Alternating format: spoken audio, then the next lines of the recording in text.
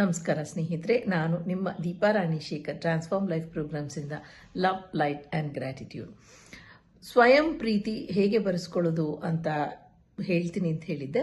ತುಂಬ ಸಿಂಪಲ್ ಆದ ಒಂದು ಸ್ವಿಚ್ ನಂಬರ್ನ ಶೇರ್ ಮಾಡ್ತೀನಿ. 396815. I repeat, 396815.